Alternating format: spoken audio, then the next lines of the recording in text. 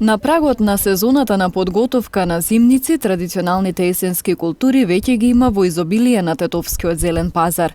Потрошувачите задоволни од изборот и квалитетот на понудените производи. Дел од домаќинките ја продолжуваат традицијата на правење зимници, а други пак велат дека сега има се да се купи готово во продавниците. Па за малку, за себе само. Останува ли традицијата да се прават зимници? Останува. Што е домашно, домашно е, се знае што оставаш, а купечкото немамо толку поверење. А какви се годинава цените на пазарот? Скапи ли е или може да се дозволите?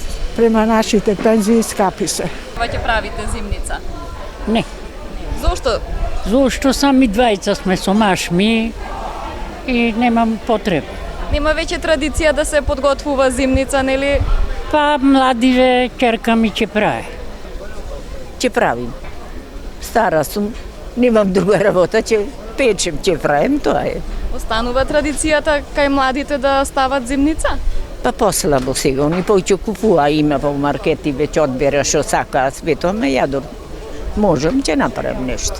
Пазарџиите велат дека годинава е намалена продажбата, иако цените не се високи, сепак прометот е мал.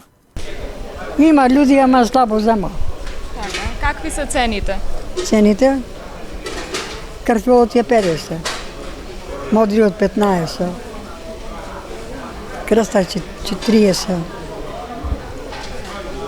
Има ли заработка? Заработка немаш, заработка. Муките само. Цената си е иста, меѓутоа народот послабо паре има. Паре нема.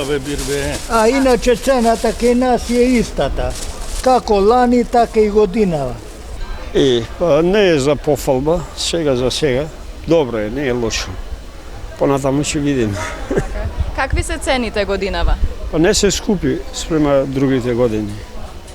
Рече си нормално. Корнишониве се 50 денара. Карфиолот ти е 60, тука 50 се движи. Тоа е. Слаб е пазарот. Слаб.